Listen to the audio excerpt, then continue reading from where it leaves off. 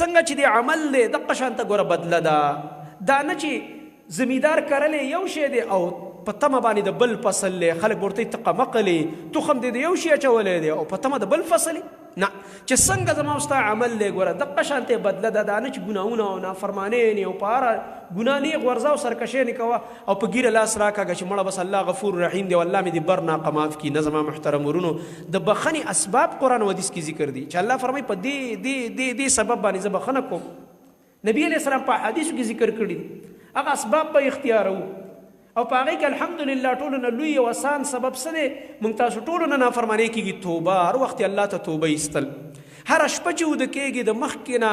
د ټولو ګناهونو نه توبه وباسه بیا وده شه او سترګې پټې کا. عبدالله ابن عمر رضی الله تعالی عنهما هغه به فرمایل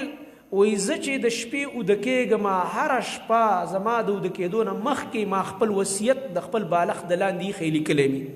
الله د صحابه کرامو دومره انتهایی د مرګ ته بر وخت تیارو چې زه به که سهار له مړ یم نو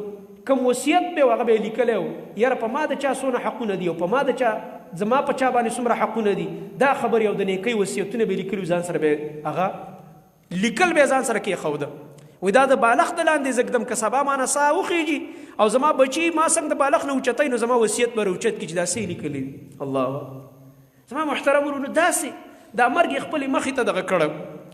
صحابه کرام رضی الله عنهم په هر موقع کې هغوی به د مرګ دپاره ځان تیار ساتلو تیار او دا هغه څیز دی دا د مرګ استحضار مرګ دپاره هر وخت ځان تیار ساتل دا د کامیابۍ لاره ده او دا انسان د ګناه نه راګرځوي او دا انسان په نیکو باندې چې دی آماده کوي او د الله نبي موږ ته دا فارموله راښودلې ده اکثروا ذکر هاضم اللذات یعنی الموت ډیر ډیر یادوئ هغه څیز چې ستاسو د دنیا خوندونه ماتوي ستاسو د دنیا خوندونه هغه دله کټ کوي هغه څه شی دی هغه مرګ دی څه معنا یعنې که ته د دنیا په دې خوند کې ورننوځې په حرام او په ګناه کې ننوځې او څنګه در باندې غفلت راځي مرګ را یاد که یو دم نو هغه خوند به دې مات شي چې لکه دا څه کوم ده دا خو ګناه کار دی دا خو حرام کار دی دې لږ خوند باندې زه څه کوم لږ ساعت بعد زما مرګ دی هېڅ پته نه لګي مرګ کله راځي نو د دې د وجې نه به ته د دنیا د دې حرامو خوندونو نه بچ کېږي. یاد ساتئ زما محترم ورونو د دنیا ډېر لږ ژوند دی